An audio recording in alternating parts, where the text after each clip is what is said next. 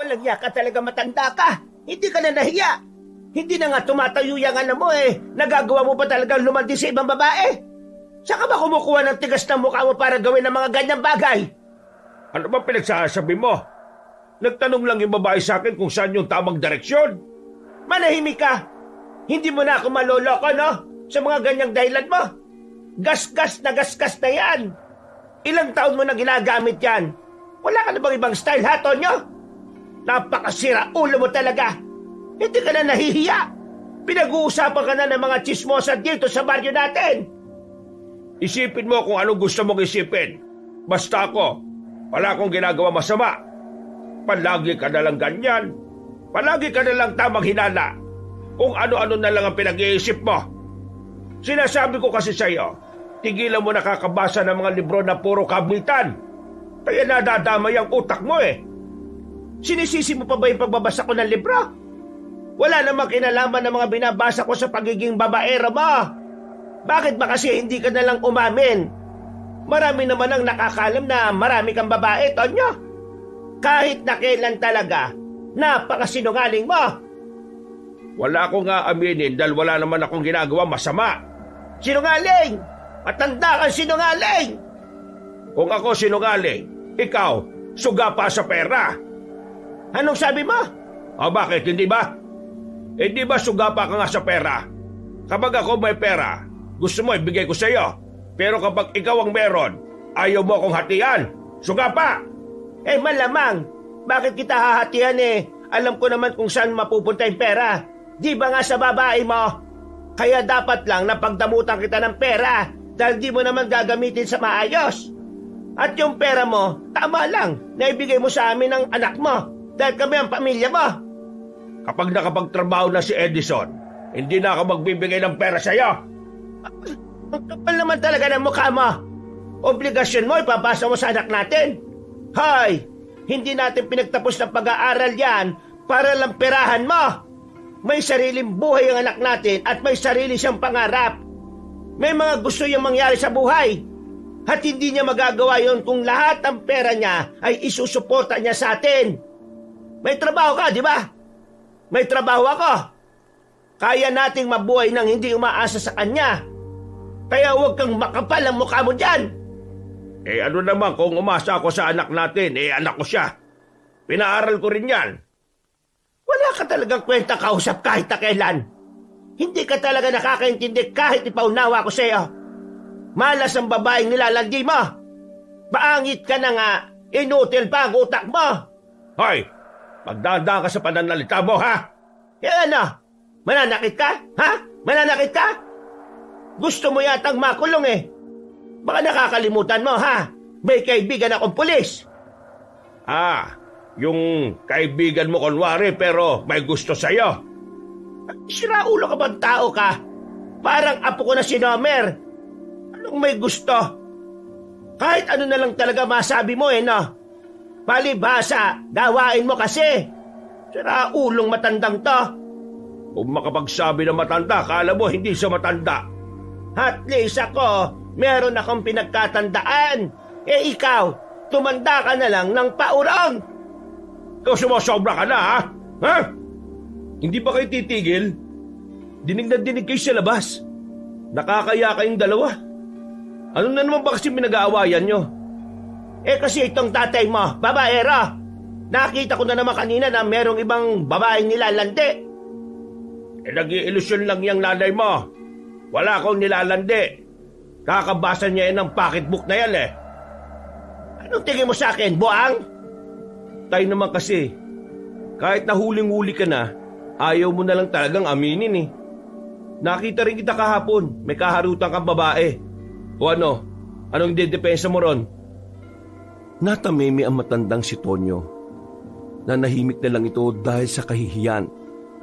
Para itong bata na biglang natanggalan ng kulit. Lumapit si Edison sa kanila. Kumuha ito ng tubig at binigay sa nanay niyang gigil na gigil pa rin. Huminga siya ng malalim. Tay, ang tanda niyo na. Umayos ka naman. Sa susunod na taon magtatrabaho na ako. Kailangan ko lang hintayin yung sampa ko sa barko. May iwan kayong dalawa rito. Baka naman, mas lalo kang lumala niyan, ha? Hindi ko kasi mapigilan eh.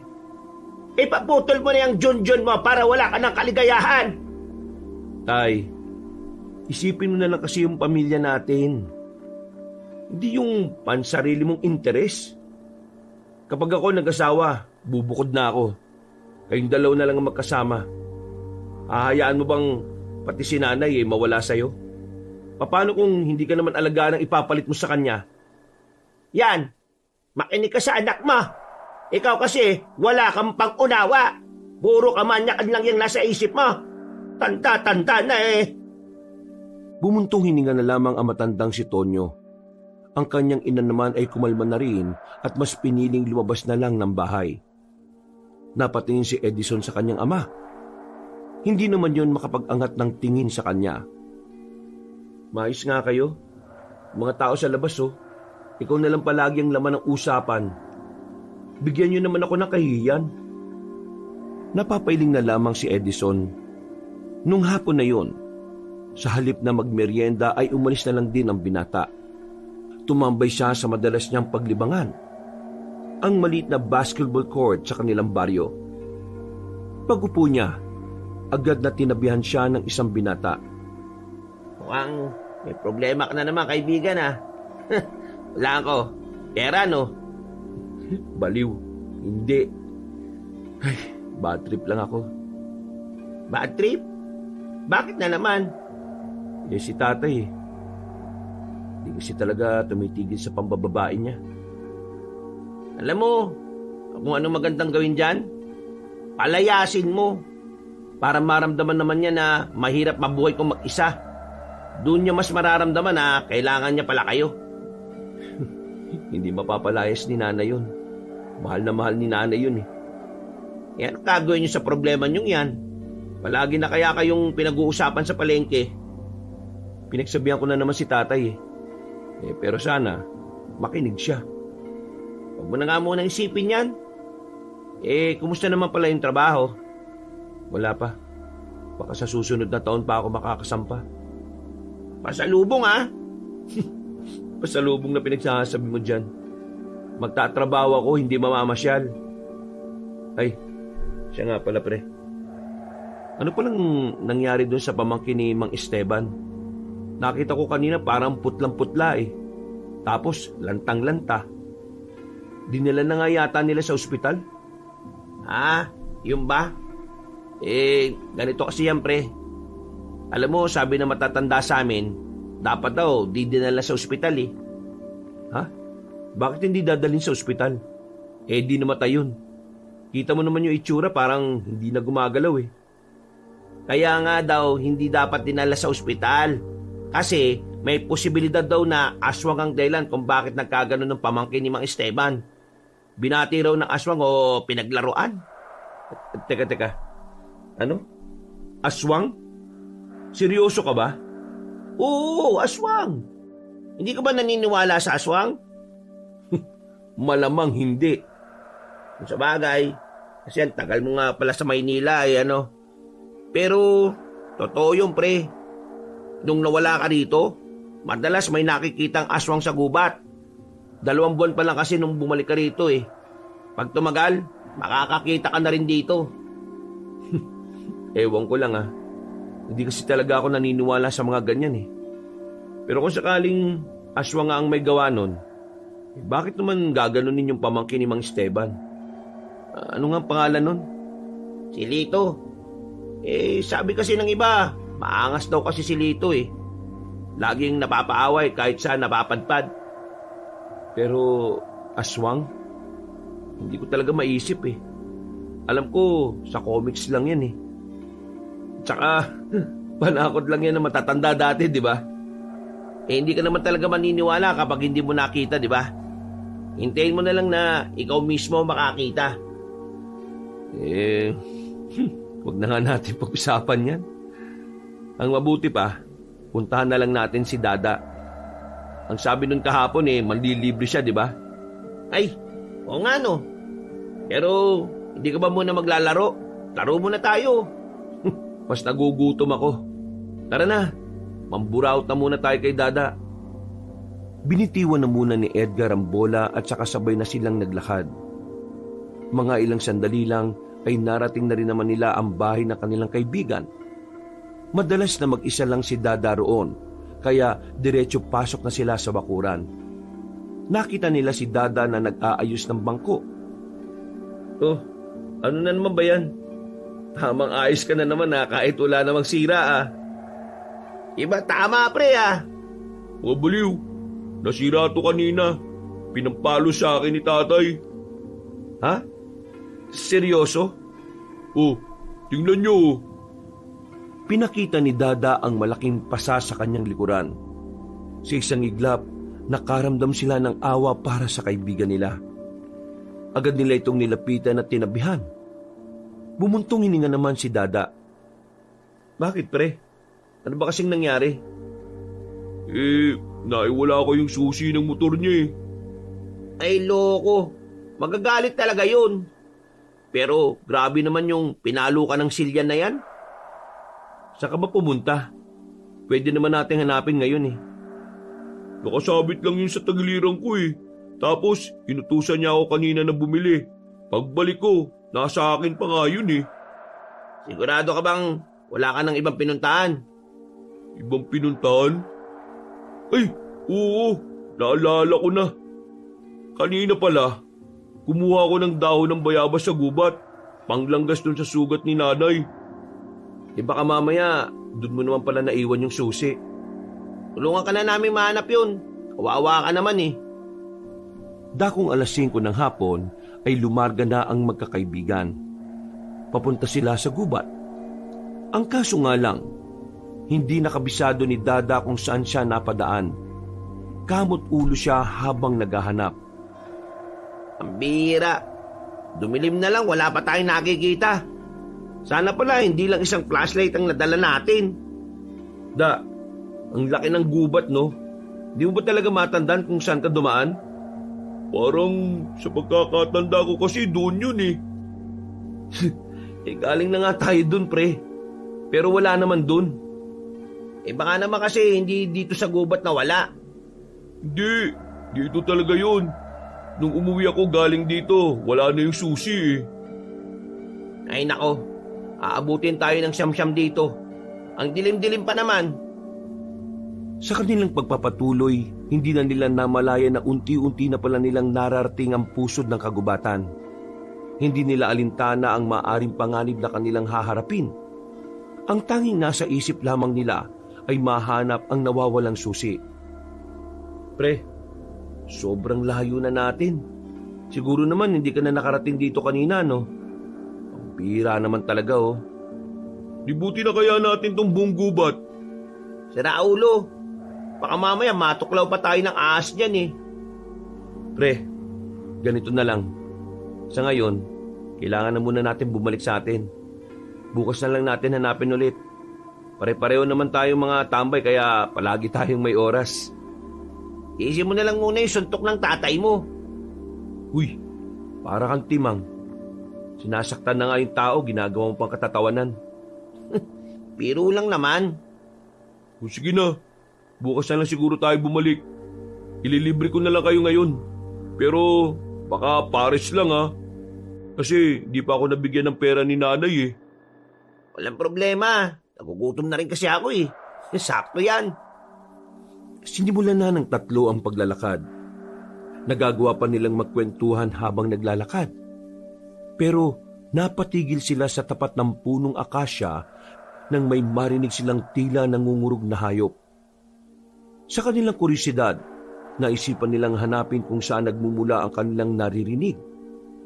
Hanggang sa nakarating na nga sila sa maliit na abandonadong kubo. Tinutukan nila yon ng ilaw. Nakita nilang merong tao sa loob. Lumapit pa sila ng bahagya sa pagnanais na malaman kung sino ang naroon. Ilang saglit lang, nakita nila ang isang babae. Mahaba ang buhok nito. Meron nitong kinakain.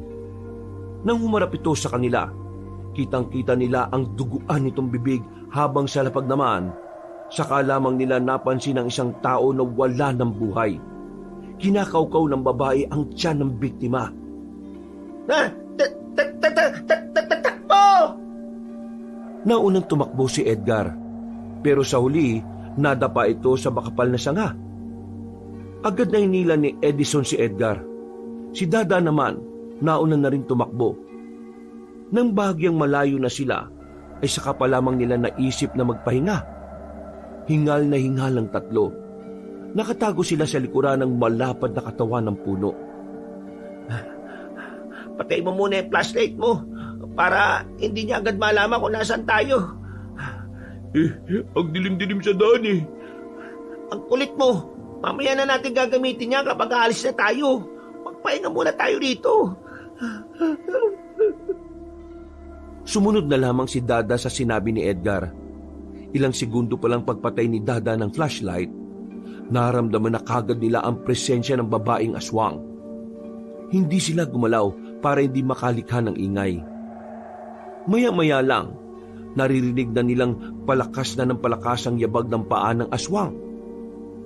Nang nasa harapan na yun ang puno, biglang kumalamang sikmura ni Edgar. Dahil sa sobrang tahimik na kagubatan, dinig na dinig ang pagkalam ng kanyang sikmura. Dahil doon, ay nalaman ng babaeng aswang ang pinagtataguan nila. Agad na lumapit ang mga yon sa kanila. Tulong! Uy! Nahawakan ako! Uy! Sira ulo! Hinihila ng aswang ang paa ng binata. Buti na lang ay binalikan siya kaagad ng dalawa. Nakipaghilahan sila sa aswang kahit na takot sila sa itsura nito. Hoy aswang! Kaibigan namin to! Umalap ka ng ibang kaibigan mo! Lakasan pa natin! Kakailan nyo, magigimana ng galang katawan ko eh! Umangil-angil lang ang aswang sa kanila. Kahit na babae yon, ramdam nila na hindi normal ang lakas nito. Kaya naman, mas lalo pa nilang binuo sa mga natitira nilang enerhiya. Hindi nagtagal, nabawi nila ang kaibigan nila. Pero nanatili lang sa harapan nila ang aswang na yon. Ano ba kailangan mo sa amin? Galit ka ba kasi naistorbo ka namin, ha? Walang niyang buhay talaga to. Totoo pala tong ganito. Edgar, sige na. Sumama ka na sa kanya. Magsakripisyo ka na. Tarantado! Ginawa mo pa akong alay, ha? Aswang, pwede bang iba na lang ang kainin mo? O kung pwede lang, wag na lang kami. Kakakain mo lang, di ba? Hindi ka ba nabubusog? Hindi nagsalita ang babaeng aswang, pero si Dada meron siyang naisip na ibang paraan. Bigla nitong binuksan ng flashlight at itinutok sa mukha ng aswang. Nang masilaw yon, ay hindi na nagdalawang isip si Dada. Sinuntok niya sa mukha ang babae kaya agad yung natumba. Takbo na! Kumaripas agad sila ng takbo habang ang babaeng aswang naman ay namimilipit pa sa sakit na mukha. Pero nang makalayo na sila, narinig nilang sumigaw ang babae. Nakakatakot ang sigaw na yon. Ramdam na ramdam nila ang puot at galit nito sa kanila. Bilisan nyo! Malapit na tayong makalabas ng gubat na to! Dali! Teka lang! Tsinelas ko napigtal! Iwan mo na yan! 300 pesos to, baliw ka ba? Mas malak kabaong, pre! Hinila na ni Edgar si Dada. At kalaunan nga lang din ay narating na nila ang kalsada. Nabawasan kahit na papano ang kanilang takot dahil may mga dumadaan pang sasakyan. Hingal na hingal sila habang nasa gilid sila ng kalsada. Lintik, munti ka na tayo ron, ha? Oh, di ba Edison? Sinabi ko na sa iyo na totoo mga aswang. Oh, naniniwala na ako. Ang tanong dito, bakit sila lumitaw ngayon? Eh di ba ang sabi na matatanda, matagal na silang wala sa probinsyang to? Saka na natin pag-usapan yan. Kailangan natin makalis kagad dito dahil baka kung ano mangyari sa atin dito. Wala silang sinayang na pagkakataon. Agad na rin nilang nilisan ng lugar na yon. Pagod na pagod sila nang makarating na sila sa baryo nila. Napaupo na lamang silang tatlo sa harapan ng bahay nila Dada. Mabuti na lang, wala si tatay. Pasensya na kayo ha. Di ko na yata kayo malilibre ng Paris. Sarado na yun ngayon. Okay lang. Ang mahalaga naman ngayon nasa ligtas na kalagayan na tayo. Buti, hindi nakakuha nun si Edgar. Kundi, isang kwento na lang siya ngayon. Anong gagawin natin? Papaalam ba natin to sa barangay? Maniwala kaya sila sa atin? Di ba nung nakaraan yung tungkol sa pamangkin ni Mang Esteban, hindi rin naman sila pinakinggan kasi hindi naniniwala ang mga taga-barangay na may aswang. Ay, nako, tingin ko, wag na muna natin ipaalam sa iba kung ano man ang nakita natin. Magmumukha lang tayong siraulo Baka isipin pa ng mga taga-barangay nananakot lang tayo para wala na namang lumabas ng gabi. Tama si Edison. Ang inaalala ko lang naman kasi, baka mamaya niyan, hanapin tayo ng aswang. Kasi nakita niya mukha natin. Hindi kaya malagay na rin sa alanganin yung buhay natin? Huwag ka nga mag-isip ng ganyan. Baka mamaya malasin tayo. May alam akong panlaban sa mga aswang na yan Ano naman? Bawang. Tapos, haluan mo ng asin at suka, no? Sarap sausawa ng chicharon yan. Ano ka ba? Luma na yung bawang-bawang na yan. Sabi nila Aling Nori, hindi na raw tumatalab ang mga bawang sa aswang. Basta, wala na muna tayong pagsasabihan Sa ngayon, magpahinga na muna tayo. Nag-apiran pa ang tatlo na parabang walang nangyari. Naghiwa-hiwalay na rin sila ng landas ng mga sandaling yun. Pagdating ni Edison, inabutan niyang naghahain na ng pagkain ng kanyang ina. Ang tatay naman niya ay nililinis sa mga napaglutuan sa labas. Sakto. Eto, luto ng sinigang na bangos. Buti naman at tayo ang nagluto. Ngako, tatay mo nagluto niyan. Ewan ko kung anong nakain ng isang yan. Nako, si tatay na naman pala nagluto. Siguradong napakaasim na naman ito. Inubos mo naman yung pinitas ng mga sampalok Kahit na sobrang asim ng nilutong ulam ni Mang Tonyo, napilitan na lamang kumain si Edison. Kahit na inis siya sa ama, ayaw din naman niyang mapasama pa ang loob nito. Dahil hanggat maaari, inaayos niya ang ugali ng kanyang ama. Makalipas ang ilang minuto, ay natapos na rin ang kanilang hapunan. Himulang hindi nagsagutan sa pagkainan ng mag-asawang Tonyo at Eva. Sige nanay, ako nang bahala rito. Magpahinga na ho kayo. Sigurado ka ba? Opo naman. Wala pa naman akong ginagawa sa buhay kaya lahat ng gawaing bahay, pwede ko namang gawin. Pero huwag ka masyadong mabagabag anak ha. Hindi kita minamadaling kumita ng pera. Hanggat maaari, gusto ko munang ma-enjoy mo yung buhay ng isang binata na wala pang iniisip na responsibilidad. Para bago mo man lang pasukin ang realidad naranasan mo makapag-relax at makapagpahinga. Maraming salamat, Nay Nay, bakit pala bait-bait niyo sa akin? Nung nag-aaral ako sa Maynila, lagi kayong galit kapag nag-uusap tayo sa tawag. Akala ko tuloy nun, ayaw niyo na ako makausap Ano ka ba naman? Sinasadya ko lang yun para hindi ka na magtanong kung kumusta na kami. Ayaw ko kasing malaman mo na nahihirapan kami dito noon. Kasi ayaw ko masira ang focus mo sa pag-aaral. Maraming salamat talaga, Nay. Di bale, makakabawi rin ako sa inyo balang araw. Bumawi ka sa sarili mo para sa ilang taon mong pag-aaral. Tinapik siya sa balikat ng kanyang ina at saka naglakad na rin papasok ng kanilang bahay. Habang ang lalaking si Edison naman ay naiwan sa bakuran para maghugas ng kanilang pinagkainan. Napangiti na lamang ang binata. Natutuwa siya sa kabaitan ng kanyang ina. Sa sobrang bait ng kanyang nanay, ay mas lalong hindi niya maintindihan kung papaanong nagagawang magloko ng kanyang ama. Ay naku, Diyos ko. Nakakainis talaga kapag naalala ko yung kalokohan ni tatay. Ay, nakapaghugas na nga lang. Mabilis na hinugasan ng binata ang mga pinggan. Pagkatapos ng ginawa niya, ay naligo siya sa pusuhan na nasa gilid lang din naman ng kanilang bahay. Habang naliligo, merong dalawang tsismosa na napadaan sa kanilang bahay. Narinig niya ang sinabi ng mga yun na meron na namang kinausap na ibang babae si Mang Tonyo. Kaya kahit basang-basa, naglakad ang binata patungo sa kinaroroonan ng kanyang ama. Inabutan niya yung nakakbay sa isang babae. mas batang babae na parang wala pang 30. Maganda at maputi. Aminado si Edison na kapansin-pansin talaga ang itsura nito. Tay, anong ibig sabihin na naman ito? Gulat na gulat ang kanyang ama.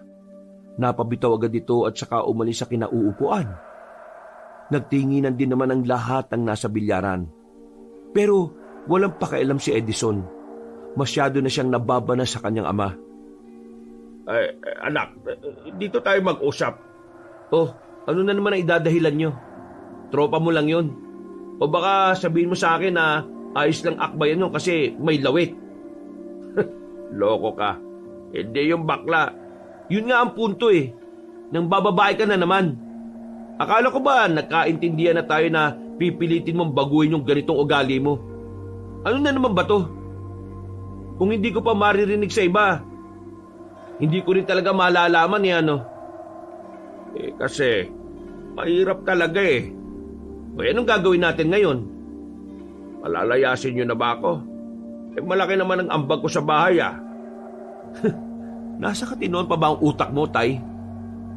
Kailan ka ba pinalayas si nanay kahit na tinatarantado mo siya? Kung balik na rin kaya natin ng sitwasyon, ikaw ngayon ang lokohin ni nanay, ano mararamdaman mo? Hindi nakapagsalita ang matandang lalaki. Kagaya ng dati kapag wala na itong masabi, yumuyuko na lamang ito. O di ba? Di ka rin makapagsalita? Alam mo, Tay, ang hirap mo nang intindihin eh. Sobrang hirap mo nang pakisamahan. Anak, wag mo ako matawag-tawag na anak hanggat hindi mo inaayos tong problemang to. Sabihin mo to kay nanay ah. Kung hindi, ako magsasabi nito sa kanya. Bago umalis ang binatang si Edison, sinulyapan niya pa ang babae na nakaupo sa bilyaran. Nakita niyang nakangiti rin yun sa kanya. Sa pagkakaalam niya, ibang babae na naman ito. Hindi ito pamilyar sa kanya. Sa isip-isip ng binata, baka yun na ang kabit ng kanyang ama na naririnig niya sa kwento ng mga tsismosa. Kinaumagahan, nagising ang binatang si Edison dahil sa mga ingay na naririnig niya. Kaya naman, wala siyang ibang magawa kundi ang bumangon. Pagtingin niya sa orasan, 9:00 na rin ng umaga. Mabuti naman at nagising ka na. Magpapasama sana ako sa iyo kung wala ka lang namang gagawin ngayong araw eh. Wala naman, Nay. Pero saan ba tayo pupunta? Kukunin ko lang yung 3 bote ng honey na binili ko sa kaibigan ko. Sa kabilang baryo pa kasi yun eh. Alam mo naman minsan, sumasakit ang paa ko kakalakad. Magpapabuot ako sa iyo. Kaya mo ba ako? Ano ko ba naman, Nay? Pinibiro lang kita. Ikaw talaga oh. O sige na, mag-almusal ka na at magbihis pagkatapos. Aalis ka agad tayo bago ang pananghalian para maaga tayo makabalik. Ikaw, anak, meron ka na bang natitipuan na babae? Po? Natitipuan? Wala ah. Kilala mo naman ako, Nay. Mataas ang standards ko pagdating sa babae. Kapag kaya ka na nilang higitan, yun na ang hinahanap ko. Pampihira ka. Ako ba talagang ginawa mong halimbawa ah? Siyempre naman, Nay. Ayaw ko naman maghanap ng babae na basta-basta lang ano. Basta anak, sa oras na maisipan mo ng bumukod, ayos lang naman kami. Huwag mo kaming intindihin ng tatay mo. Ito naman si nanay. Kung magsalita parang hindi na kami magkikita. Maaga lang ako nagsasabi. Alam mo naman na hindi naman natin hawak ang buhay. Sus, mamimiss mo lang ako eh. Siya nga pala anak. Ikaw ba at ang kaibigan mo napapatpad sa gubat? Gubat? Hindi naman. Pero minsan nga lang pala. Bakit yun naman naitanong, Nay? Si Kumaring Gemma kasi may kinwento sa akin. Yung pinsan kasi ng asawa niya pinatay ng aswang. Nang marinig ni Edison ang salitang yun mula sa kanyang ina, agad niyang naalala ang aswang na nakita nila sa kagubatan. Biglang nagtindigan ang kanyang balahibo. Hindi na niya mapigilan na kanyang sarili na hindi kabahan. Bumuntong hininga si Edison at napansin naman yun ng kanyang ina. May problema ba? Wala naman, Nay. May naalala lang ako pero wala naman yun. Tungkol naman po sa aswang na sinasabi ni Aling Gemma, nahuli na po ba yung aswang? Hindi. Mahirap naman daw kasi hulihin ng mga aswang eh. At saka wala namang huhuli doon. Halos lahat ng tao sa kanila mga takot sa aswang. Ay nako, dapat kasi talaga kung may aswang, ang mga tao hindi duwag. Mas lalo kasing tumatapang ang mga aswang na yan kapag ang mga tao hindi nagpapakita ng tapang. Ganun po pala yun? Nang makaramdam na ng init ang mag-ina, ay pansamantala na muna silang nagpahinga sa dilim ng puno. Nilabas na ni Aling Eva ang kanyang pamaypay. Habang nasa gilid sila ng daan, isang matandang lalaki ang nakita nilang naglalakad. Meron itong bitbit na tungkod na kasing tangkad din ito. Mahaba na ang bigote at balbas. Kulay puti na rin. Kung titingnan, masasabi kaagad ni Edison na nasa 60 na ang edad nito. Nay, tingnan niyo yung matanda oh. Parang ermitanyo. Ay baka nakatira yan sa gupat. Huwag na tayo lumapit. Mahirap kausap ang mga ganyan. Hindi na sana nila papansinin na matanda, pero bigla itong tumigil at lumingon sa kanila. Isang makahulugang ngiti ang pinakita nito, pero mas lalo silang nakaramdam ng pagkailang nang makita nilang papalapit na ang matandang lalaki sa kanila. Wala na silang nagawa nang kausapin sila nito. Magandang tanghali sa inyo. Maaari ko bang malaman kung saan ang inyong tunga?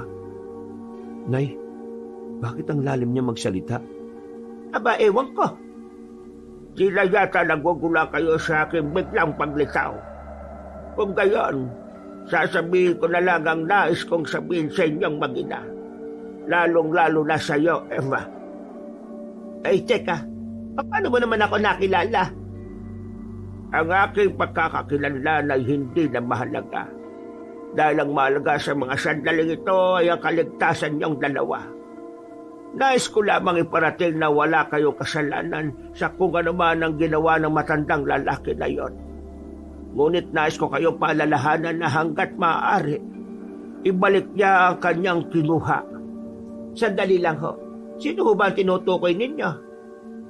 Pinaibig niya ang isang prinsesa at kinuha niyang itim na bato dahil ang kanyang akala ay maaari itong ipambili.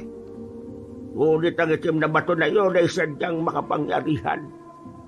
Kung hindi niya ibabalik ang kanyang ninakaw, maaari niya itong ikapahamak. Mawalang galang na po pero hindi po namin alam ang sinasabi ninyo Bukod sa inyo, kaibigan, alam kong alam nyo na rin na marami siyang nilalapitang binibini. At isa sa kanyang mga pinaibig ay ang prinsesa. Ang prinsesang natapos ang buhay nang dahil sa kanyang pansariling hangarin. Ibalik niya ang kanyang kinuha. Sino po ba kasi kayo? Isa akong manlalakbay na ang hangarin ay magbigay babala sa mga tao. Alam ko ang mga nangyayari. Nakikita ko ang kapahamakan. Medyo nakakaramdam na ng kilabot ang mag-ina ng mga sandaling yon. Kaya naman naisipan na nilang umalis doon. Naglakad agad sila at hindi na kinausap pa ang matanda. Habang papalayo sila, nakita nilang nakatingin pa rin ang misteryosong matanda sa kanila. Pambirang taong yun. Ano ba pinagsasabi niya, Nay? Umuwi na muna tayo ngayon. Nay, ang layo na ng nilakad natin. Kailangan ko makausap ang tatay mo. Malakas ang kutob ko na siya ang tinutukoy na matandang yon. Mararamdaman ng galit sa tinig ng matandang babae. Wala nang nagawa ang binatang si Edison nang makasakay na ang kanyang ina. Na kung tutuusin ay pwedeng-pwede naman nilang lakarin pabalik. Pero dahil atat na atat ng awayin ni Aling Eva ang kanyang asawa, wala na itong sinayang na oras. Nasaan na yung hanibe? Umami ka sa akin, Tonyo. Umami na alin? Kunwari ka pa. Aminin mo lang ang ginawa mong kasalanan. Napatingin na matandang si Tonyo kay Edison. Tila ang pagkakaunawa ng matandang lalaki ay ang tungkol sa babaeng kaakbay nito. Pero iba naman ang tinutukoy ni Aling Eva. Umamin ka na kasi. Aamin ka ba o tatagayin kita ng itak? Oo na, aamin na ako. Kahapon, meron akong kasamang babae sa bilyaran. Kaakbay ko siya. Ha? Yung babaeng yon, siya yung lehitimong kabit ko. Tila gumuho na ang mundo ni Aling Eva nang marinig yon. Kaya naiba na ang usapan ng mga sandaling yon. Sa halip na malaman nila kung sinong prinsesa ang niloko ni Mang Tonyo, natuon ang kanilang atensyon sa kabit na matandang lalaki. Siya yung babaeng pinag-uusapan nung nakaraang buwan pa. Eh di totoo nga yung hinala ko nung nakaraan. Oo, totoo nga. Totoo yon, Eva. Totoo yun pero sinasabi mo sa akin na hindi. Napakasinungaling mo talaga. Sinabi na nga sa inyo eh. Tapos sasabihin mo pang sinungaling. Kapag hindi naman umamin, ganun din. Eh nako, ang gulo mo. Napakawalang yamong tao ka. Aray ko, masakit yung kaldero na yan ha. Kulang pa ang kalderong yan. Ang dapat sa'yo, nilulumpo ka. Inalisa ka na sana ng pagkalalaki mo. Walang yakang matanda ka. Hindi na napigilan ni Aling Eva ang kanyang sarili. Kinuha na nito ang mahabang kutsilyo. Nang iaamba na nito ang kutsilyo kay Mang Tonyo ay agad-agad naman itong tumakbo palabas ng bahay. Napaupo na lamang din na matandang si Eva sa gilid at iyak ito ng iyak. Naninikip ang kanyang dibdib. Inasikaso naman ito ng binata. At ilang minuto lang naman ay naging kalmado na ang matandang babae. Palalayasin ko ang tatay mo. Wala na akong pakialam kung may inambag siya sa pamamahay na ito. Masyado na masakit ang puso at ulo ko sa kanya. Kung kailan kami tumanda, saka naman siya gumanyan.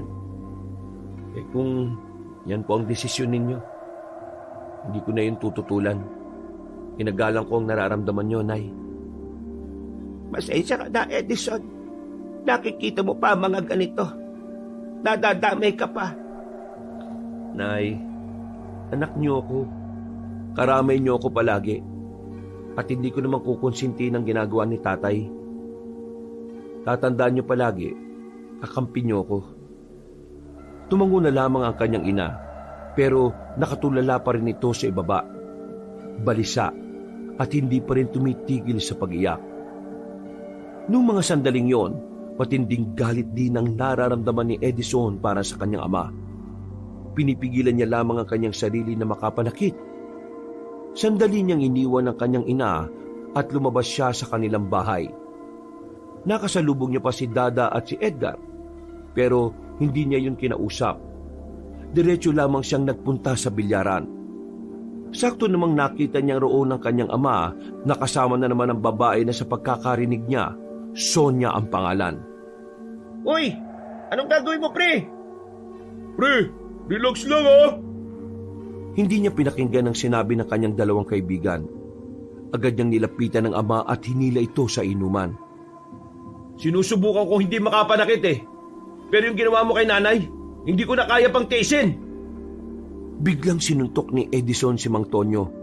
Sa lakas ng suntok, natumba ito sa lamesa kung saan nagiinuman ng mga lasing. Maging ang babaeng si Sonia rin sa gilid ay nabigla din sa kanyang ginawa. Walang hiya ka. Paano mo nagawa saktan ng tatay mo? Ikaw ang walang hiya.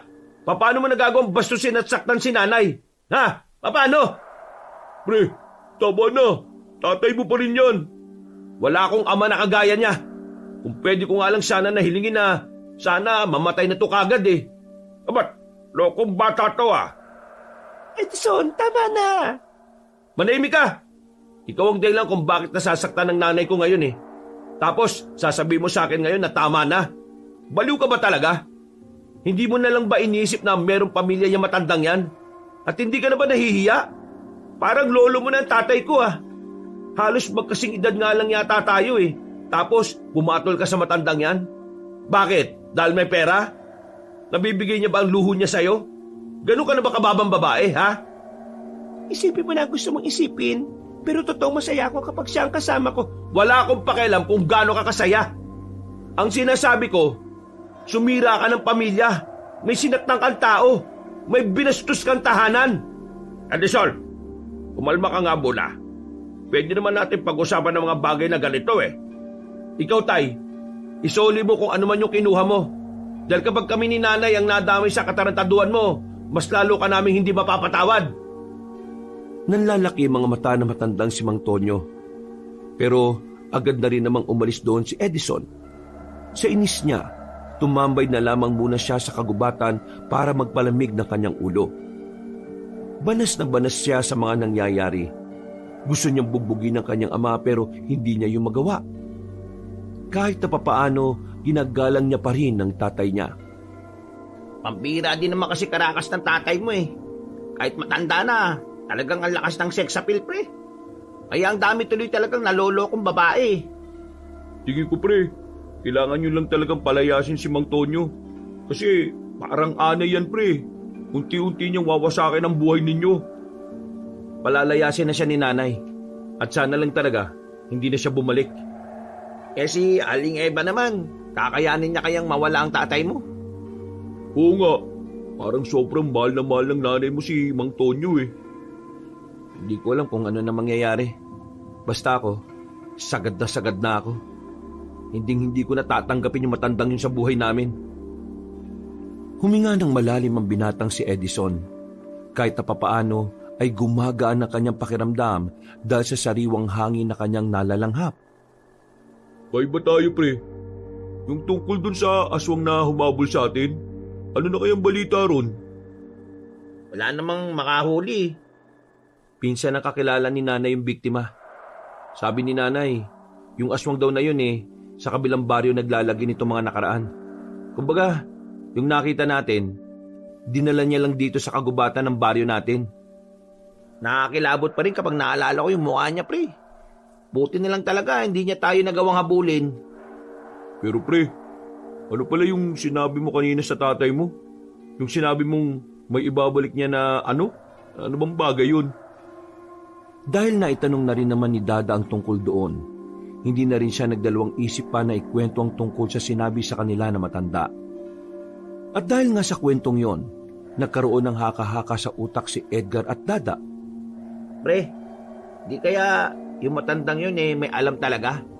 Tapos, yung sinasabi niya, baka may kung anong ninakaw tong tatay mo dun sa prinsesa na sinasabi. Paano kung yung prinsesa pala yung tinutukoy aswang? Ha? Napaisip din si Edison nung una.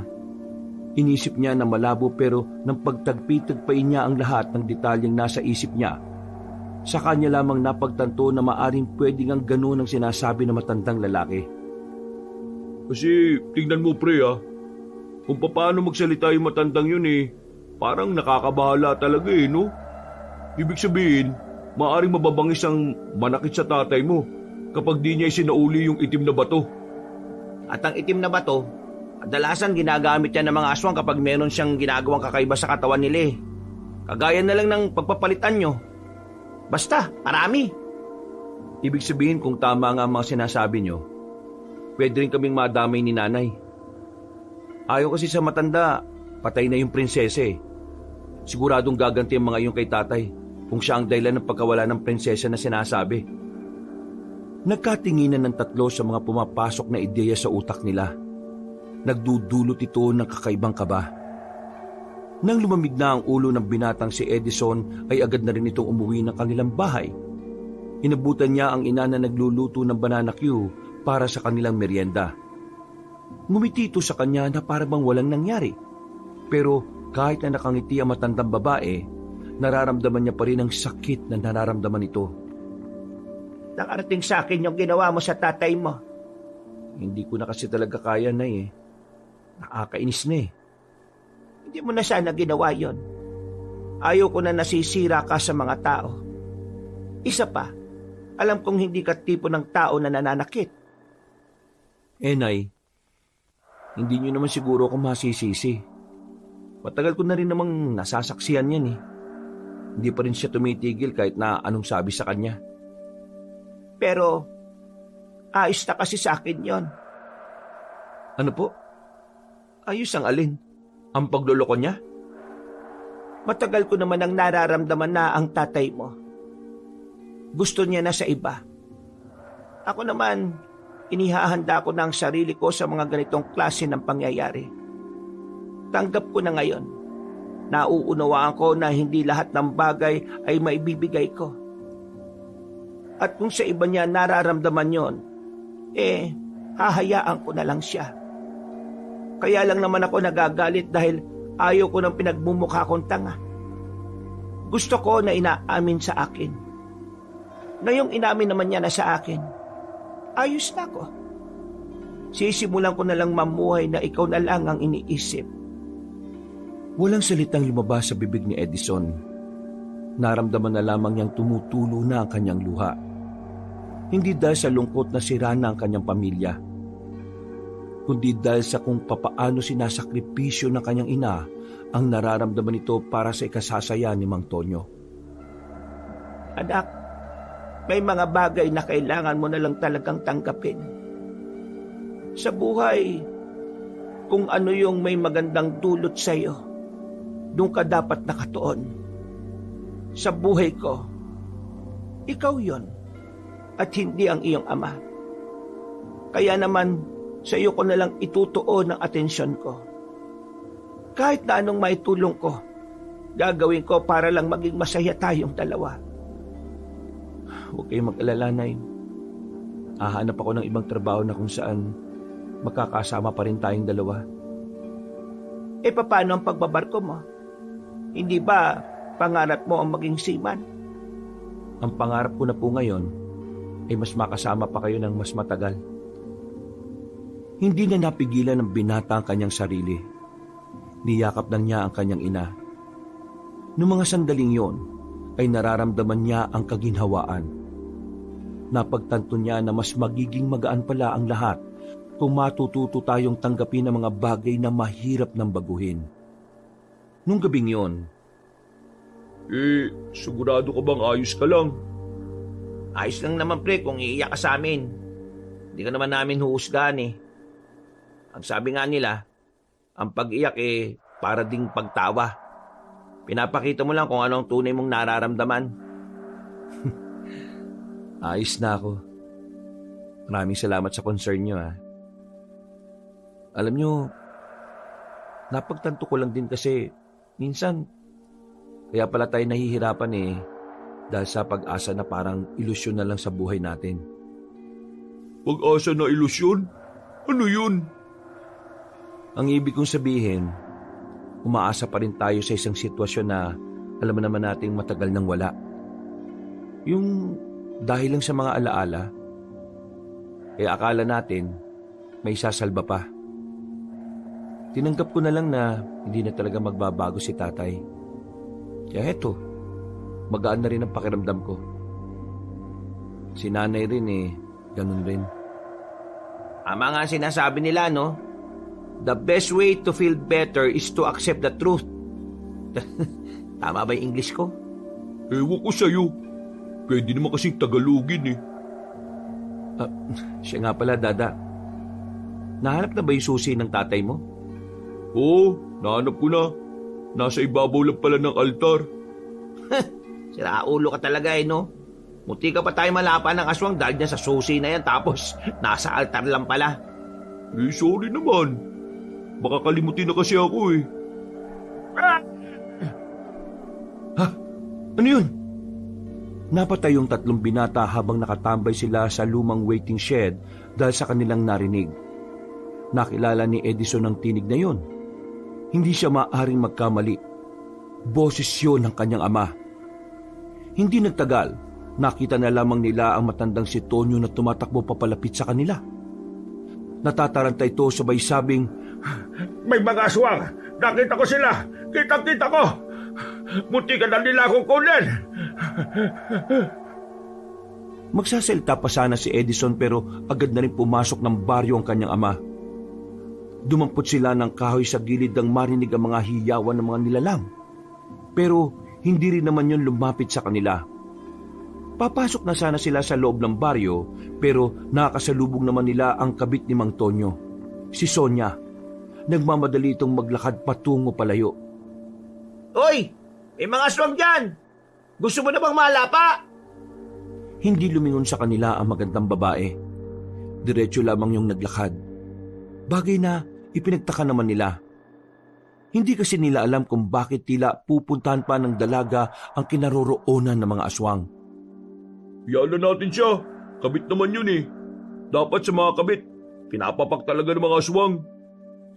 Pagpasok nila sa kanilang baryo, nakita nilang natataranta na ang mga tao. Naikalat na kasi agad ni Mang Tonyo ang masamang balita.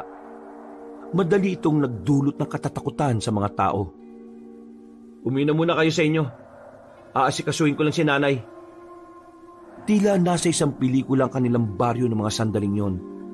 Yung atmosfera ng paligid ay tila nababalot ng kilabot na dulot ng mga aswang. Nay! Nay! Bumungad sa kanya ang kanyang ama na nag-iimpake na ng mga gamit nito, habang ang kanyang ina naman ay nasa gilid habang nanonood lang. Mabuti naman at aalis ka na rin dito. Hindi na ako ligtas sa lugar na ito. Hindi na. Narito na sila. Kukunin nila ako.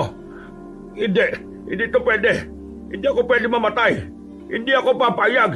Aalis ako rito. Pagkatapos mag-impake, tumakbo na ito palabas ng kanilang bahay. Napapailing na lamang si Edison. Ano bang nangyayari sa tatay mo? Nakadroga na yata ang isang yun eh. Tama lang talaga na lumaya siya rito. Nay, tingin ko, may atraso siya sa mga aswang. Ha? Anong ibig mong sabihin, anak? Naalala niyo ba yung sinasabi sa atin ng matandang lalaki? Ang sabi niya, may kinuhang itim na bato si tatay. Baka ang itim na bato na kinuha niya, ipagmamay-ari ng mga aswang. Yan! Karma na niya yan! Nay, nababahala ako eh. Baka idamay tayo ng mga aswang kapag nalaman nilang pamilya natin si tatay. Napalunok ng laway ang matandang babae. Mababakas na sa mukha nito ang takot at pangamba. Pero huwag kayong mag-alala, Nay. Kahit anong mangyari, hindi naman kita pababayaan. Bukas, hahanap ako sa bayan ng mga nagtitinda ng mga pangontra. Hindi ako papayag na masaktan ka ng mga aswang na yun. Tumango na lamang ang matandang babae. Niyakap na lamang din niya ang nanay niya. Matapos ang usapan na yon, ay agad na rin naman silang naganda sa kanilang pagtulog. Isinarado ni Edison ng maigi ang kanilang mga bintana. 3 kandado rin ang inilagay niya sa pintuan. Ang itak naman ay nasa uluhan lang ni Edison habang nakahiga. Dilat na dilat ang kanyang mga mata. Hindi siya dinadalaw ng kahit na konting antok. Panay ang tingin niya sa pintuan. Kung minsan ay bumabangon pa siya para lang sumilip sa labas. 3:00 na. Siguro naman pwede na ako matulog. Bumalik na siya sa higaan, pero kahit na anong gawin niyang pagpikit ay hindi naman siya inaantok.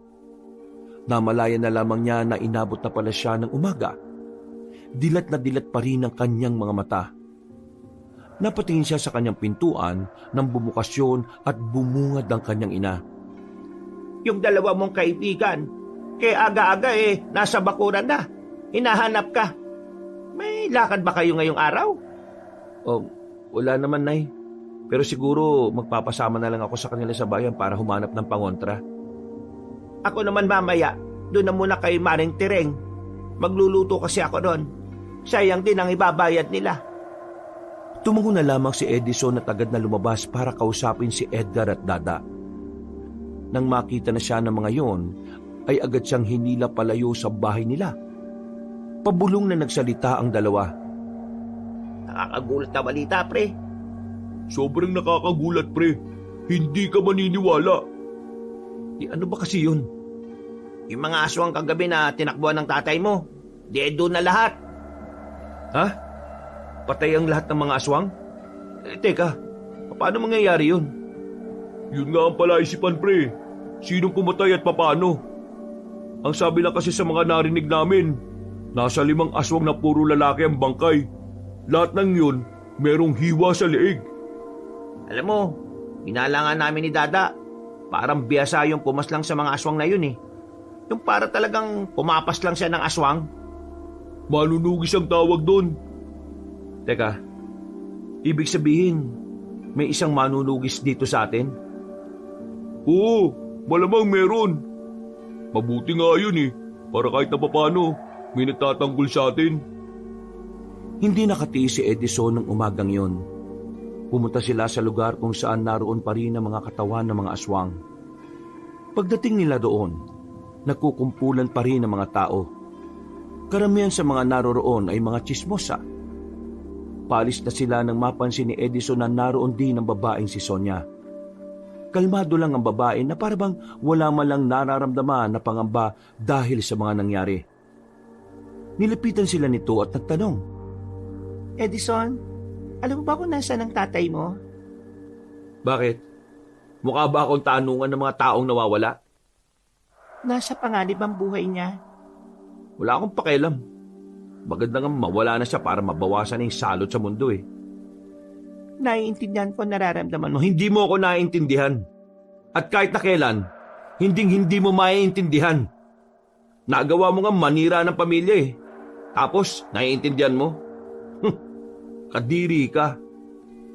Pre, hiya mo na nga lang. Anong ngayaan? Nakakairita kasi. May lakas pa talaga ng loob kausapin ako na parang normal lang ang lahat. Maintindihan mo rin ang lahat. Pero hindi sa ngayon. May dinukot na bagay ang babae sa maliit nitong bag. Inabot niya yon kay Edison. Pero ayaw itong tanggapin ng binata. Isa itong pangotra sa mga aswang. Sa isang tao lang to pwedeng kumana. Tanggapin mo. Proteksyon ng nanay mo.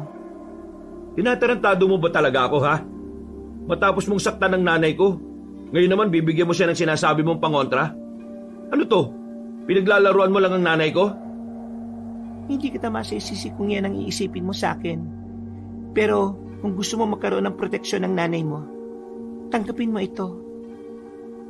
Tingin mo ba magtitiwala to sa'yo? Hindi ka nga kilala na kaibigan namin Wala kaming idea kung ano ka at kung bakit may alam ka sa mga aswang. Wala na akong panahon para magpaliwanag pa. Eto, kunin nyo na. Sa palitang inilagay ni Sonia ang kwintas sa palad ni Edgar. Agad na rin naman itong umalis matapos nun. Lalo namang nakaramdam ng inis si Edison. Pero kalaunan ay kumalman na rin naman siya. Pre, anong gagawin ko rito? Tapon mo. Baka mamaya may kamalasang pangdalayan. Hindi ako magtitiwala sa taong sumira ng pamilya namin. Samahan niyo na nga ako sa bayan. Kailangan natin makabili ng mga pangontra. Hindi natin alam kung kailan darating ang mga aswang na yun. Nauna nang naglakad ang binata. Pumunta sila sa bayan. Nilibot nila ang buong lugar. Kahit sa kasulok-sulukan ng mga iskinita ay pinapasok na rin nila. Pero sa kasamaang palad ay wala naman silang napala. Hindi pa ba tayo kakain? Kanina pa ako nagugutom Ikaw may pera dyan Bakit hindi ka bumili? Ayaw niyo tumigil sa paglalakad Pakiusap, pahinga muna tayo. Oy, Edison, bumalik ka nga rito. Kain muna daw tayo. Ha? Kain? O sige. Meron silang nadaanan na malaking karinderya. Pumesto sila sa bandang gilid. Akong bahala. Pili na kayo nakakainin. Ako, kahit na alin. Paano yan? Wala tayong nahanap na pangontra. Anong gagawin natin? Kailangan ko lang ng mapagtatanungan kung saan makakakuha ng pangontra. Makakahanap din tayo niyan. Tiwala lang. Ilang minuto pa ay dumating na rin ang kanilang pagkain. Payapa silang kumain pero si Edison nililibot niya ang tingin sa paligid. Dahil sa mga nangyayari, pakiramdam niya ay may mga aswang palagi sa paligid. Nakauwi naman sila ng payapa ng mga sandaling yon. Bigo sila sa kanilang lakad. Pero hindi pa rin napanghihinaan ng loob ang binatang si Edison. Kailangan niyang protektahan ng ina. At gagawin niya yon kahit na itaklang ang kanyang sandata. Kinagabihan. Hindi ba bumalik dito yung magaling kong ama? Hindi. At bakit mo naman naitanong? Akala ko ba ayaw mo na siyang narito? Nakausap ko yung Sonia, yung kabit ni tatay. Ang sabi niya, nasa panganib daw yung buhay ni tatay. Tapos, meron siyang binigay na kung anong pangontra na hindi ko tinanggap. Baka mamaya ipapahamak pa tayo ng pangontra na yun. Di ako nagtitiwala sa taong yun Baka gusto niya lang talaga tayong sirain.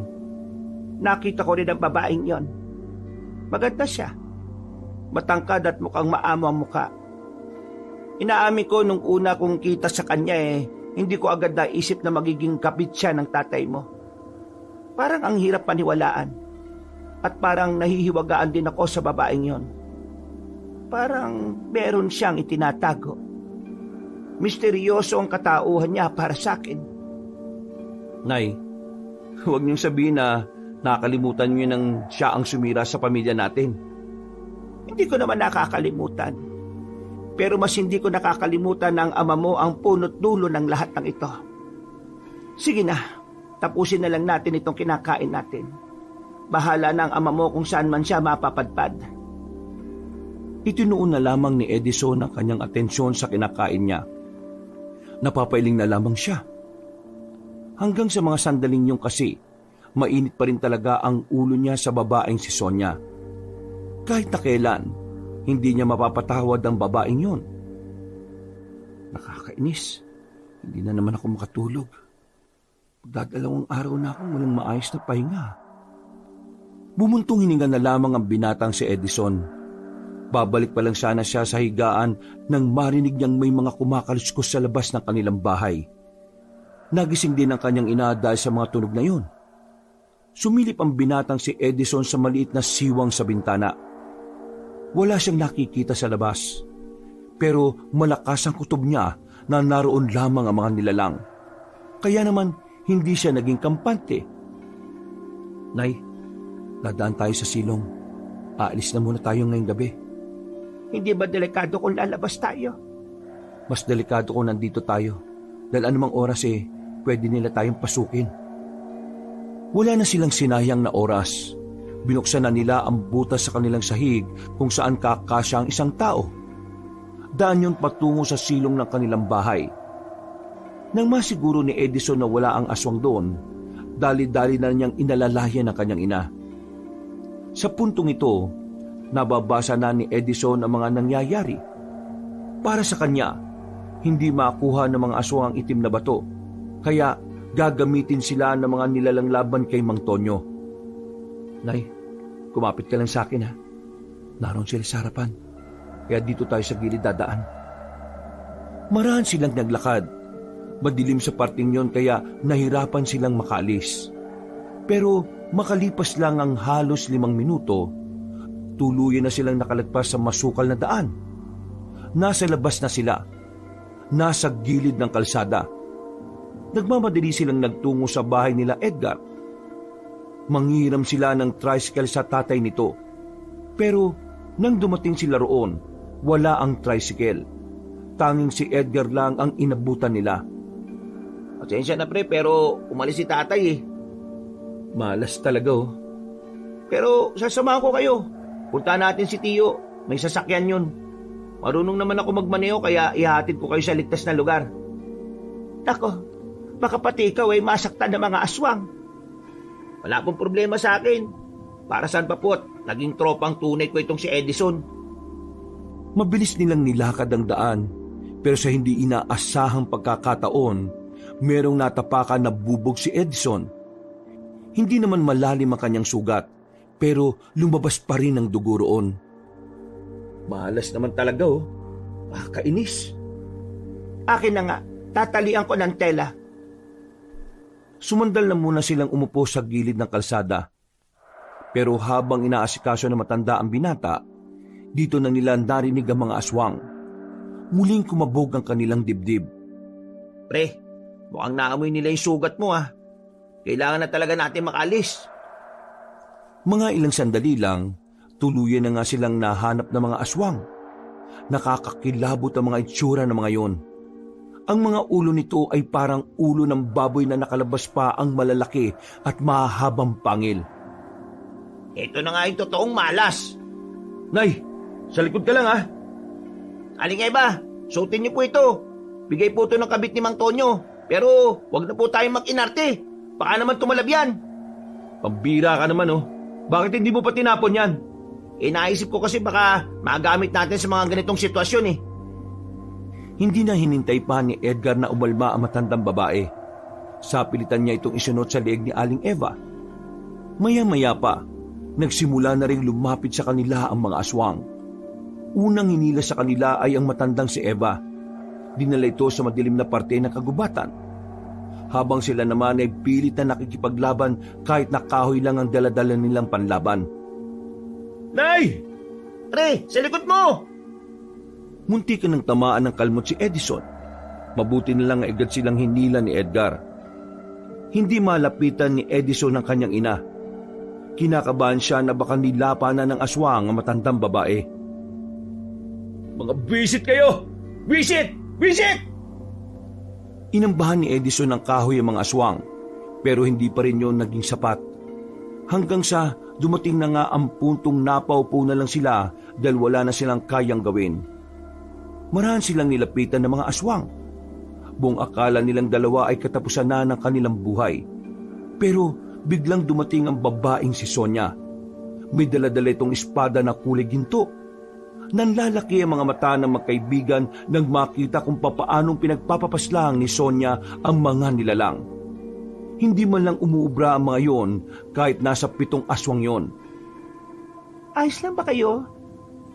Hindi nakapagsalita ang dalawang binata. Mas nauna ang kanilang paghanga at pagkabigla. Tila ibang babae ang nasa harapan nila ngayon. Para bang isang mandirigma at totoong manunugis ng aswang. Tinuri ng babae isa-isa ang mga aswang kung wala nang huminga sa mga yon.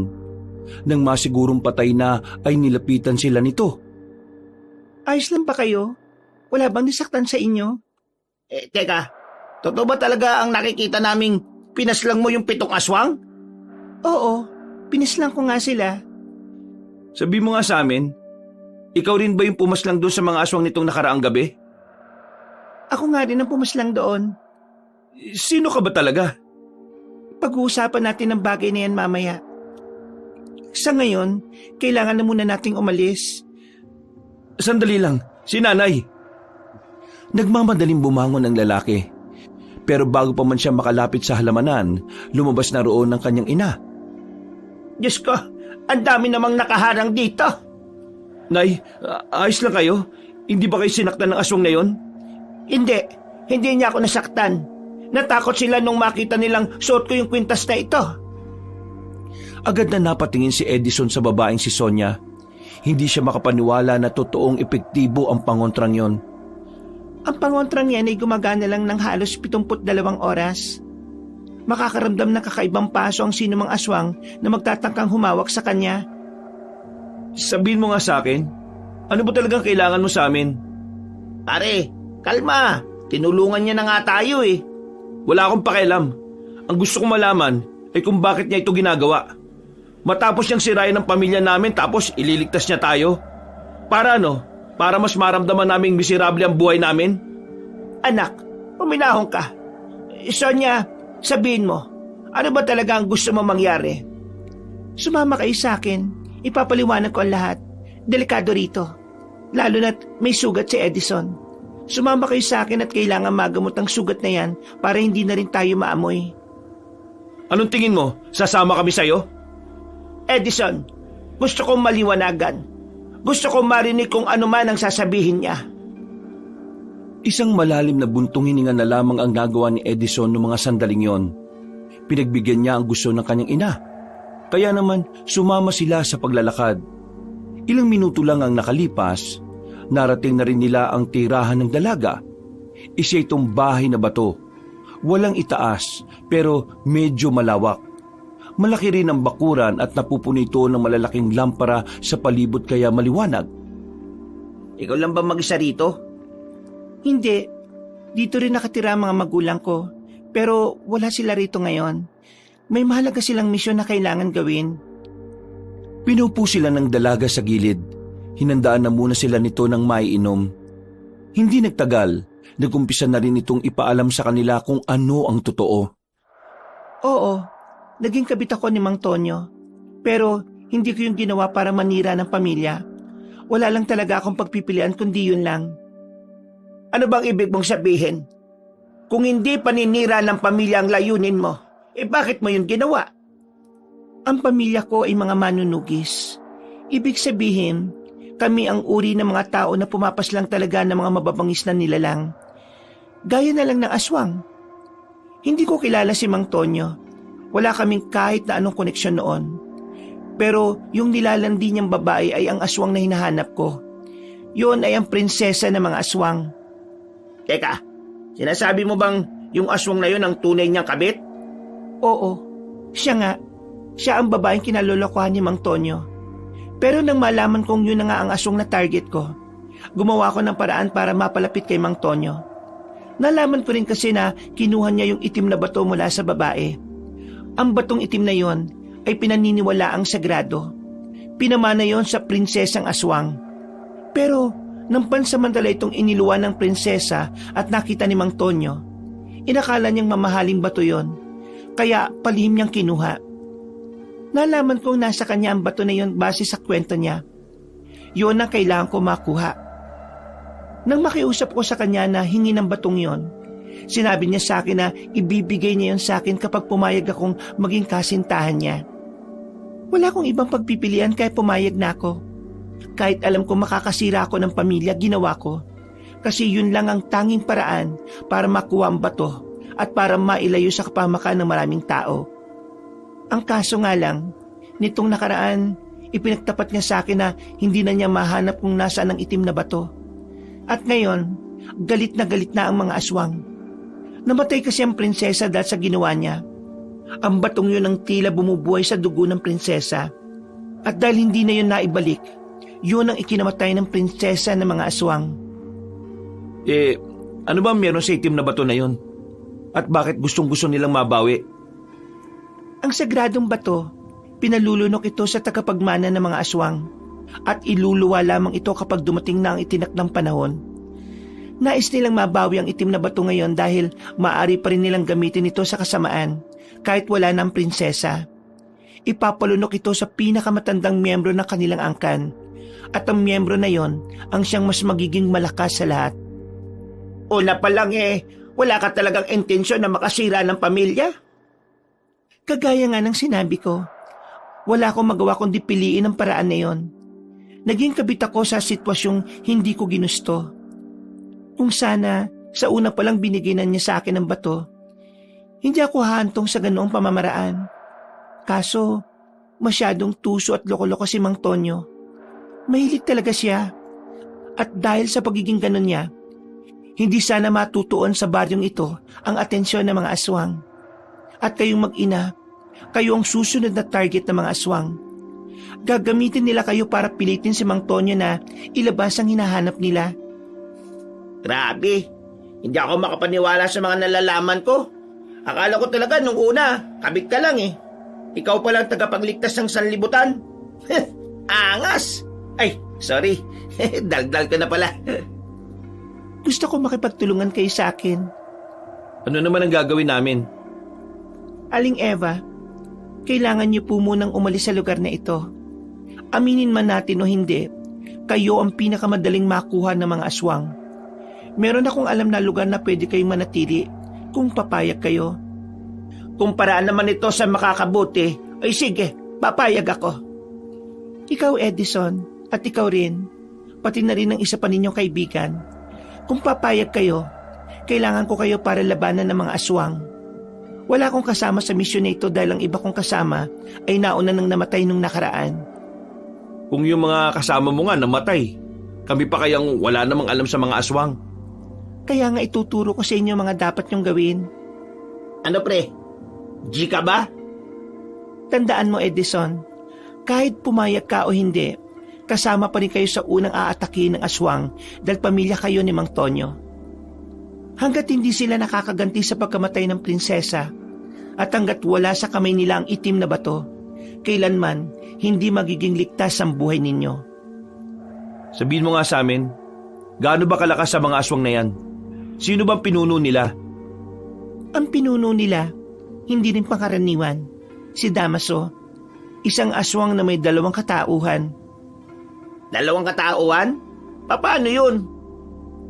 May mga oras na isa siyang ermitanyo. Hindi mo aakalain na aswang siya.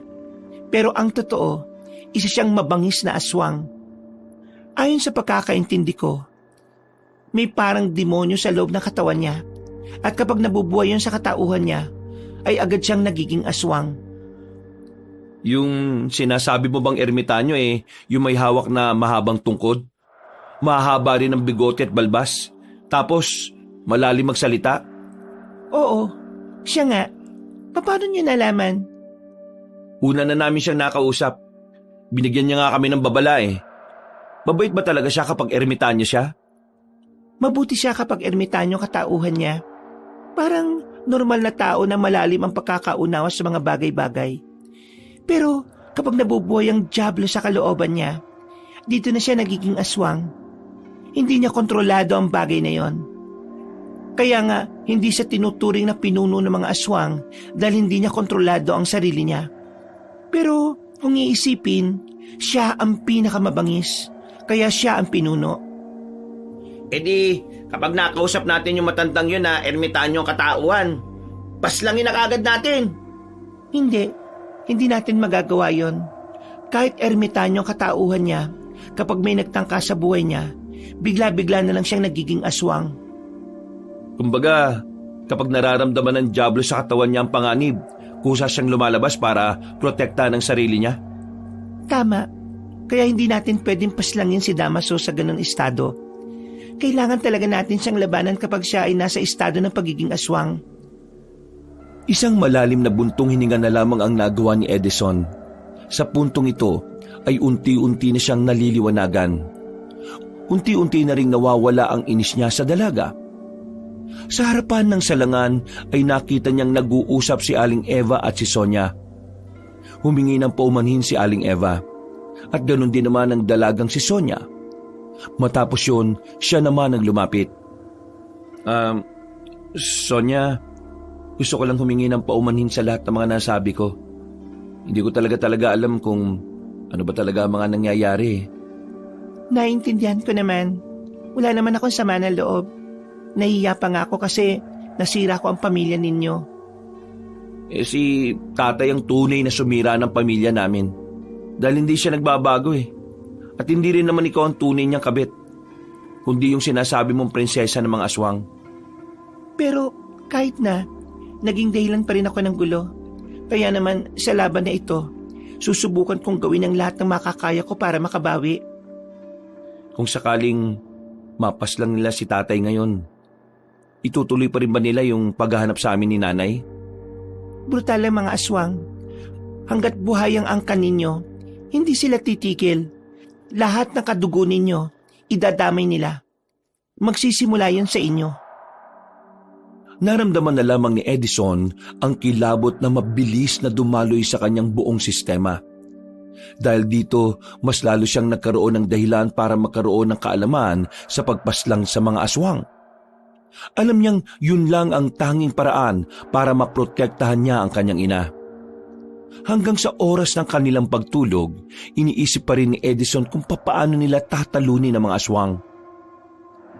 Edgar, bukas maaga tayo Babalikan natin si Dada. Papayag naman kayang sumama sa atin yun? Siguro. Hindi ko alam. Sana. Ako kasi, desidido na ako Minsan lang itong mangyayari sa buhay natin. Kumbaga, parang opportunity to. Pambira ka. Ano to, trabaho? Mapanganib to, baliw. Baka akala mo, naglalaro lang tayo Natawa na lamang si Edison sa sinabi ng kanyang kaibigan. Mga ilang sandali lang din ay naramdaman na rin niya ang antok dahil sa halos 2 araw na walang tulog. Mahimbing ang tulog ng binata. Pero pagsapit ng umaga, dito na muling nanumbalik ang kanyang kaba sa kalooban niya. Pre, mukhang nanggaling nga talaga rito yung mga aswang kagabi sa baryo natin Tingnan mo yung simento may mga patak ng dugo. Nung umagang yun ay kararating lang ng 2 sa baryo nila para sunduin si Dada. Bumungad na kagad sa kanila ang mga bakas ng dugo, mga tsinelas na naiwan sa kalsada at mga bakas ito ng kaguluhan. Sa paglalakad nila, narinig din nila ang mga tsismosa na pinag-uusapan si Mang Tonyo. Ayon kasi sa mga yon, namataan nila si Mang Tonyo na may daladalang baril. At sabi pa nga nito, hinabol na naman daw ito ng aswang. Ang tagal mamatay na masamang damo, no? Baliw, tatay mo pa rin yun, no? Wala akong tatay na kagaya niya. Tara na nga, puntahan na natin si Dada. Binilisan na lamang nila ang paglalakad hanggang sa makarating na nga sila sa bahay ni Dada. Nilapitan naman sila agad ng binata. Kita kagad nila ang pasa nito sa ilalim na mata. Oh, ano nangyari dyan? Black eye yan ah. Mukha ka ng panda, pre. Baliw! Narito si tatay, baka madamay pa kayo. Ano, binugbog ka ng tatay mo? Gusto mo, bigyan na natin yung tatay mo eh. O ano? Bigyan ng alin? Nang suntok na chocolate flavor. Buang! Halika, sumama ka sa amin. Teka, saan ba tayo pupunta? Eh kaysa mamatay ka sa bugbog ng tatay mo, mamatay ka na lang na may saysay. Ha? Pinagsasasabi mo? Mama ka na muna. Daming satsat eh. Sa pilitan nilang hinila si Dada palayo sa bakuran nito. Gumilid sila at napatingin pa sa paligid kung may ibang nakakarinig. Lalabanan namin ng mga aswang. Sumama ka sa amin. Ha? Lalabanan ng alin? Aswang? Oo. Yun lang talagang paraan, pre. Para hindi na sila manggulo dito. Ibang na ba kayo? Paano nyo kakalabanin ng aswang eh? Takot na takot nga tayo nung hinabol tayo, di ba? Meron tutulong sa atin. Tutulong? Talaga? Sino naman? Si Sonia. Sino? Si Sonia? Yung kabit ng tatay mo? Ano to? Joke? Basta, komplikado. Papaliwanag na lang namin sa iyo kapag naroon na tayo. Sa ngayon, gusto naming malaman kung sasama ka ba. Kasi kung hindi, ayos lang naman sa amin. Kapag kami namatay, wala ka na kaibigan. Mas maganda kung sasama ka sa amin para sabay-sabay tayong pumanaw. Uy, para kang siraulo. Paano papayag yan kung ganyan yung mga sinasabi mo? Sige, sasama ako. Wow! Buti naman. Gusto ko patunayan sa tatay ko na hindi ako walang kwentang tao. Ipapamukha ko sa kanya na meron akong kayang gawin. Kapag nakita niya akong nagliligtas ng tao, baka maging proud na rin siya sa akin. Ano man ang dahilan mo, susuportahan ka namin dyan. Di ba, pre? Oo naman, oh. Yan lagi nanlilibre sa atin eh. Kaya proud tayo dyan. O tara na, balikan na natin sila Sonia. Naglakad na sila paalis. Palabas na sana sila ng baryo nang biglang lumitaw si Mang Tonyo mula sa likuran ng nakaparadang truck. Mukhang balisa ang matandang lalaki. Para itong sabog. Kung saan-saan tumitingin ang mga mata. Aligaga. Litaw na litaw ang epekto ng pangamba nito sa kamatayan. Nasaan ang nanay mo? Kailangan ko nanay mo. Ituro mo sa akin kung nasaan si Emma. Para ano? Para gamitin mo na naman si nanay at pagmukhaing tanga? Edison, anak, tulungan mo ako. Hinahabol ako ng mga aswang. Papatay nila ako. Eh, kasalanan mo yan eh. Kung bakit nangyayari yan sa'yo. Huwag mo na kami idamay, no? Anong damay? Damay-damay na tayo rito dahil pamilya tayo. Di ba ang pamilya nagdadamayan? Pamilya? Naisip mo ba yung salitang pamilya nung nakikipaglandian ka sa prinsesa ng mga aswang? Ha? Anong prinsesa ng mga aswang ang pinagsasabi mo? Hindi mo pala talaga alam na ang ninakawan mo ng itim na bato prinsesa ng mga nilalang na balak pumaslang sa'yo. Wala kang alam? Kasi ang alam mo lang maging makasarili. Wala akong pakialam kung ano pa siya. Papatay ko siya. Sige na, aalis na kami. Bahala ka na sa buhay mo. Hindi kayo pwedeng umalis. Dito ka lang. Bitiwan mo nga ako. Kaya ko kayong protektahan. May dala akong baril. Hindi nagdalawang isip ang matandang lalaki na ilabas ang baril nito. Sa puntong ito naman, nakaramdam ng kaba ang tatlong binata. Palagay kasi nila, nawawala na sa tamang pag-iisip si Mang Tonyo. Kaya delikado para dito na humawak ng baril. Huwag mo akong iiwan, Edison. Kasi pag iniwan mo ako... Itinutok ni Mang Tonyo ang baril sa anak. Nanlaki ang mga mata nito. Sa itsura pa lang ni Mang Tonyo ay alam na ni Edison na kaya nitong kalabitin ang gatilyo. Kaya naman, para hindi siya mabaril ng kanyang ama, sinakyan na lamang niya ang gusto nito. Anong tulong ba gusto mo? Uy, hindi siya pwedeng sumama sa atin. Antonio, ibaba mo muna yung baril na yan para makapag-usap na maayos. Kailangan ko makita si Eva. Kailangan ko siya. Kapag kasama ko siya, pakiramdam ko, ligtas ako eh. Dalhin niyo ako kay Eva. Sige, dadaling ka namin kay nanay, pero sa isang kondisyon. Ano kondisyon? Ibigay mo sa akin ang baril na yan. Sa sinabing yun ni Edison ay tila nagbago na naman ang mood ng kanyang ama. Muli nitong itinutok ang baril. Gigil na gigil ito. Ha? Anong akala mo sa akin, tanga? Tapos ano? Kapag nasa inyo na yung baril iiwan nyo rin ako?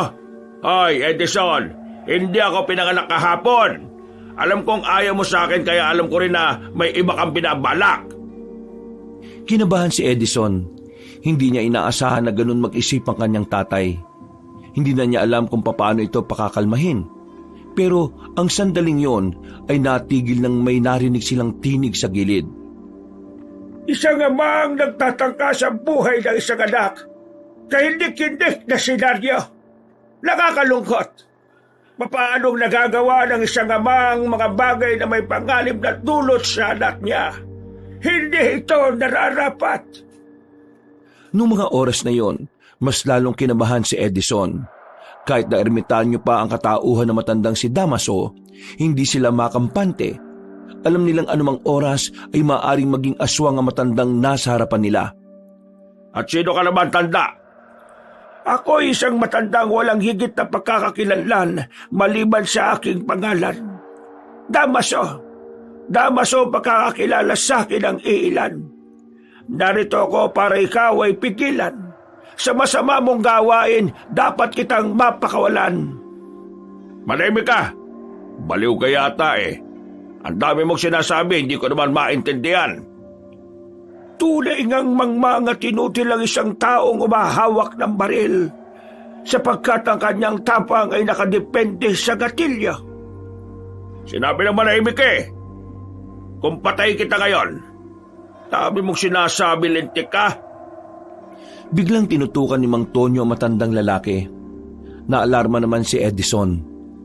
Naalala niya kasi ang sinabi ni Sonia na lumalabas ang pagiging aswang ni Damaso kapag may nagtatangka sa buhay nito. Mabilis na binangga ni Edison ng kanyang ama. Nakipag-agawan siya ng baril. At maya-maya lang, nakarinig na sila ng putok ng baril. Kabado ang dalawang binata para kay Edison. Hindi nila alam kung kanino katawan ang tinamaan ng bala. Nakita na lamang din kasi nila na meron ng dugo sa lapag. Edison! May tama si Edison! Hindi na nagsayang ng sandali ang dalawang binata. Agad nilang nilapitan ang binatang si Edison. Pagtingin nila ay napagtanto nilang tinamaan ito sa braso. Napakawalang kwenta niyo talaga! Tingnan niyo ginawa niyo sa sarili niyo, anak ko! Wala akong kasalanan dyan. Tumakbo pali sa matandang si Tonyo na daladala ang baril. Habang si Edison naman ay inalalayan nilang makatayo. Sakto naman na may napadaan na tricycle kaya agad nila itong pinara. Bago sila umalis, nakita nila ang matandang si Damaso na nakatingin lamang sa kanila. Tila nagtataka kung ano ang nangyayari. Naitakbo naman nila sa ospital si Edison. Daplis lang naman ang tama. Kaya ilang oras lang din ay nakalabas na rin ang lalaki. Huwag niyo na lang siguro muna kayong maingay kayong nanay na nangyari to. Ayaw ko mag-alala siya eh. Paano naman yung matandang aswang kanina? Ang ibig ko sabihin yung matandang si Damaso. Mabuti na nga lang at napigilan ko si tatay sa gusto niyang gawin. Kasi kung natuloy niya yon, biglang magpapalit ng anyo bilang aswang si Damaso. Kahit maliwanag, mapapatay niya tayo nang wala sa oras. Di mas maganda pala talaga kung hindi na siya naging aswang. Yun nga kung hindi biglang lilitaw ang katauhan niya bilang aswang. Base sa sabi ni Sonia yung katauhan niyang aswang ay bigla-bigla na lang ding lumalabas. Siguro, balikan na lang muna natin sila Aling Eva at Sonia. Galingan mo na lang ding magpanggap kunwari walang masakit. Nakapara sila ng sasakyan at agad din naman silang nakabalik sa bahay ni Sonia. Unang tingin pa lang sa kanya ni Sonia ay alam na agad ng babae na may nangyaring hindi maganda. Pero sinenyasan lamang ito ni Edison. Kumusta naman ang lakad ninyo? Eto, buti na lang napapayag namin itong si Dada. Sino ba naman kasi ako para tumanggi, di ba? Kaibigan ko ba nga ito Hindi ko naman hahayaan na sila lang ang lalaban. At saka, may gusto po akong patunayan sa tatay ko. Maya-maya rin na isisimulan na natin ang pag-iinsayo ninyo. Hanggang kailan pala tayo mag-iinsayo? Hanggat mararamdaman yung kaya nyo na. Nagkakatinginan na magkakaibigan. Mababa sa tingin nila ang namumuong pagkasabik. Ngunit naroon din ang kaunting kaba. Bago nila sinimula ng pag-iensayo, inihatid na muna nila si Aling Eva sa isa sa mga kamag-anak ni Sonia.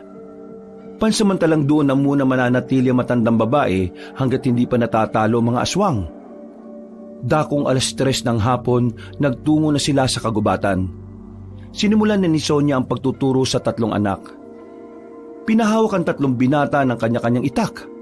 Mula sa pinakasimpleng galaw hanggang sa pinakamahirap ay itinuro ni Sonia. Hindi naging madali para kina Edison ang pagsasanay na yon. Nahihirapan silang sabayan ng dalaga. Ang alam lang nila ay huwakan ng itak at basta na lamang ihataw. Pagod, ngalay at gutom ang kanilang inabot. Hanggang sa sumapit na nga ang gabi. Lupaypay silang nakahiga sa damuhan habang nakatingin sa kalangitan. Hindi tayo tatagal sa laban kung mabilis kayo mapagod. Tandaan ninyo, hindi mga tao makakalaban natin, mga aswang. Di hamak na mas malakas sa mga resistensya na mga yon. Kaya dapat, tapatan natin sila o mas mainam pang ang higitan natin. Hindi ka ba naaawa sa akin? Masakit pa nga braso ko Dumudugo pa nga ulit Sa totoo lang, ang ganyang klase ng sugat ay kinakalimutan lang. Ikaw kasi, sanay ka na. Abang kami, hindi. Kaya madali lang naman talaga magsalita Pero may punto naman lahat ng sinasabi ni Sonia. Kailangan nating intindihin yun. Kahit na alam naman nating malayo ang agwat natin sa kanya. Wow! Mukhang maunawain ka ngayon Hindi naman. May napagtanto lang kasi ako sa mga pagmamaltrato sa akin ni tatay. Sige nga, sabihin mo nga sa amin at baka meron kaming matutunan. Naisip ko lang kasi, siguro kaya ako laging ginaganon ni tatay. Dahil nakikita niyang mahina ako. Nakikita niyang hindi ko naman kayang lumaban. O hindi ko kayang ipagtanggol ang sarili ko. Naisip ko nga rin, kung natuto ba akong pumalag sa kanya ng maaga, ganun pa rin kaya ang trato niya sa akin? Siguro hindi. Matatakot sa'yo yun. Ano namang kunik niya sa pinagdadaanan natin ngayon? Kunik? Yung pagiging matatag. Kasi dito sa laban natin, kung una pa lang pinapakita natin sa mga kalaban natin na hindi natin kaya, lalong-lalo nila tayong sisindakin. Alam niyo mga pre, sa mundong ito, ang mahihina ang laging talo. Ang mga walang lakas ng loob ang laging agrabyado. Ito yung natutunan ko kay tatay, na kapag ikaw nang sisindak at nasisindak mo ang isang tao, ibig sabihin nun, malakas ka. Mas malakas ka sa kanya. At kapag ikaw ang nasisindak, ibig sabihin nun, wala kang lakas ng loob. Kaya nga sabi ko sa sarili ko, sa oras na sumama ako sa inyo at nakabalik ako ng buhay, haharap ako kay tatay. Hindi na para maging anak niya lang, kundi para maging isang tao na kaya nang ipagtanggol ang sarili laban sa kung sino man. At kahit pa sa kanya. Sa mga sinabing yon ni Data ay napangiti si Edison at Edgar. Natuwa sila sa kanilang kaibigan. Ito kasi ang unang beses na nagsalita ng ganon si Dada. Kahit ang dalagang si Sonia ay nakikinig na lamang. Sumilay din ang ngiti. Ngayon pa lang pre, proud na kami sa'yo. Parang ginanaan ako bigla Na-motivate ako sa sinabi mo Yung mga sinabi mo, napagtanto ko lang na wala akong karapatan maging mahina. Kaya, pre, salamat Kailangan kasi natin maging malakas Hindi lang naman sa laban na ito, pati na rin sa totoong hamon ng buhay natin. Pumalakpak ang dalagang si Sonia. Napabangon naman ang 3 at napatingin sa dalaga. At dahil dyan, itutuloy na natin ulit ang pagsasanay. Ha? Pero gabi na. Susulitin natin ang mga oras na wala pang mga aswang. Pampira naman oh. Napapakamot na lamang sa ulo si Edison at Edgar. Kahit na ginabi na sila ay sinika pa rin nilang pag-aralan ng mga itinuro sa kanila ni Sonia. At ang pagsasanay na yon ay nasundan ng nasundan. Umabot na sila ng 2 linggo at sa mga araw na nakalipas, tila wala ring namataang mga aswang sa kanilang lugar.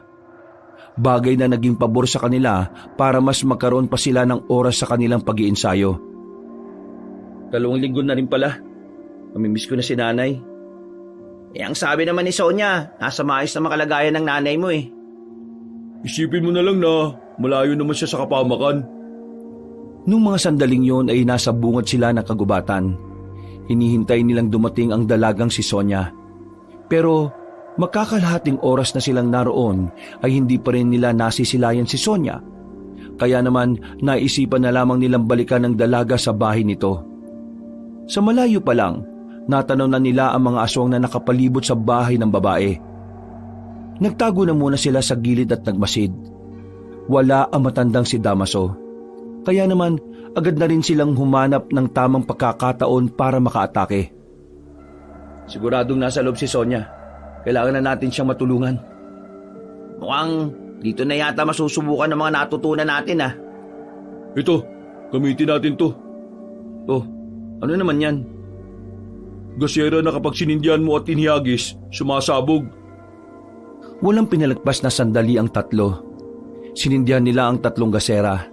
Nang ihagis ni Leon sa harapan ng bahay ni Sonia, agad na nasabugan ng mga aswang.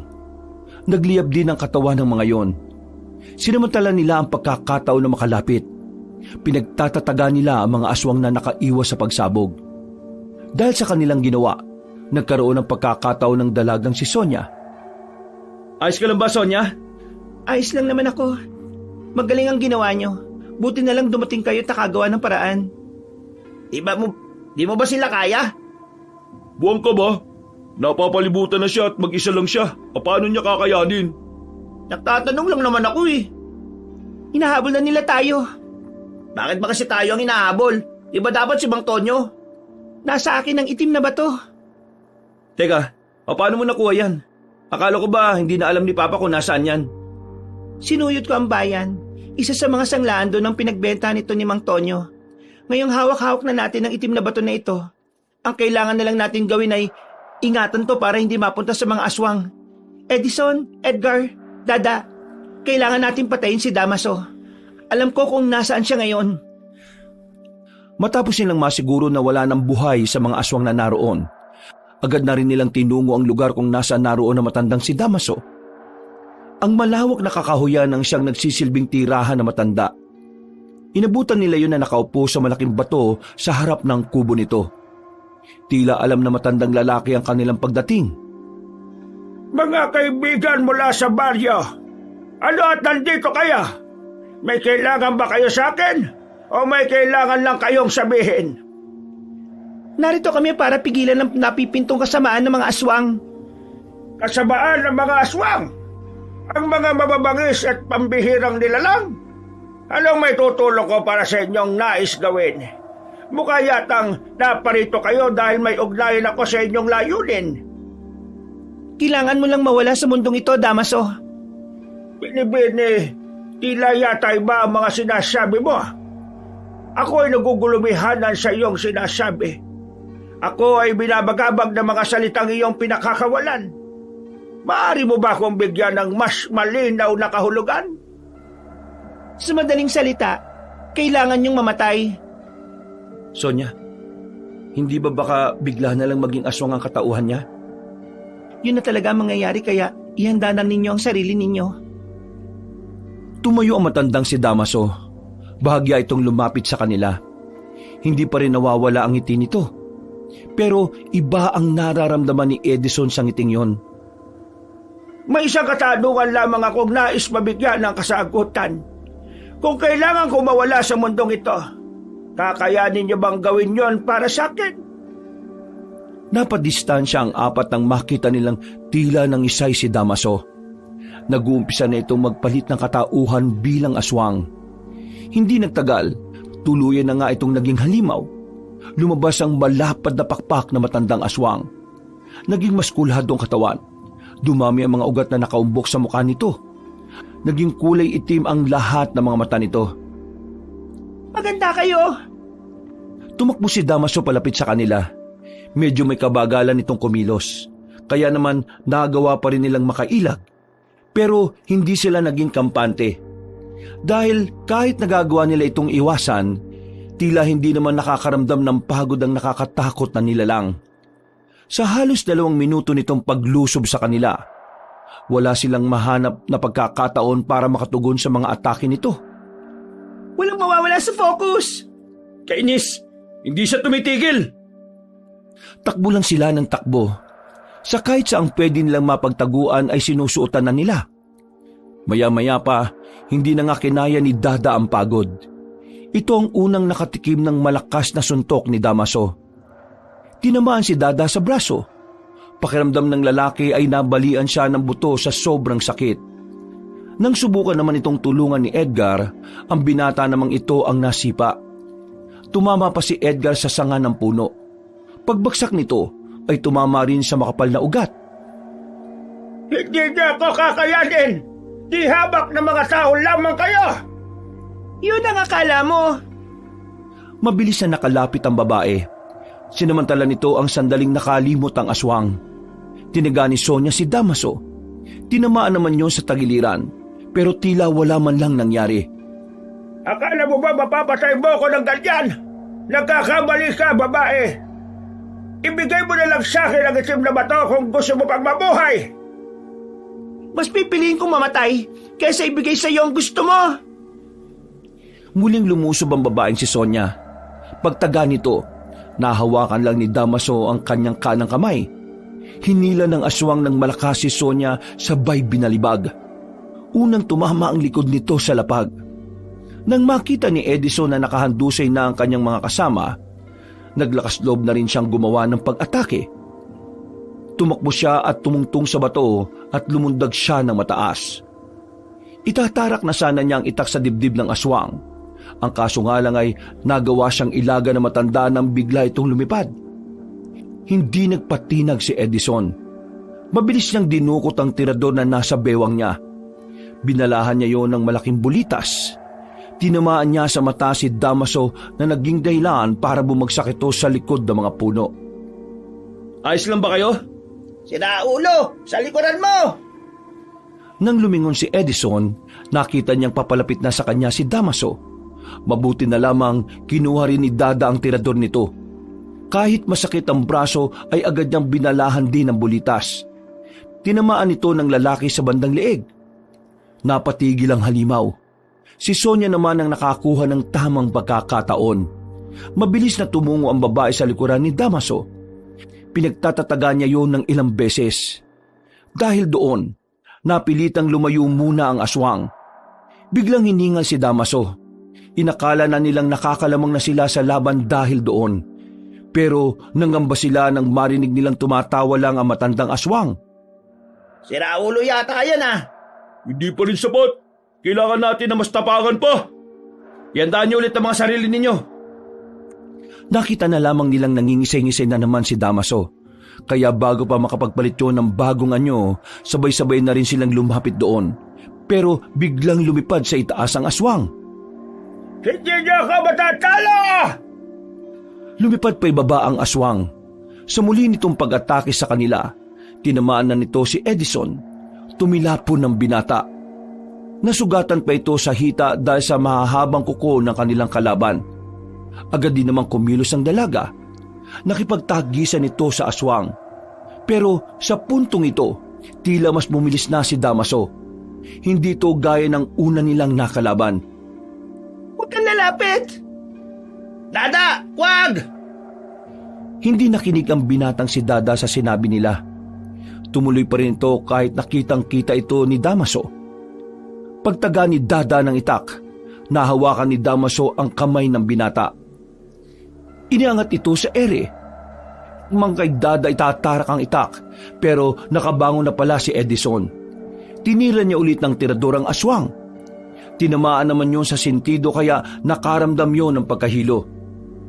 Pero dahil sa ginawang yon ni Edison ay nadagdagan lamang ang galit ng kanilang kalaban.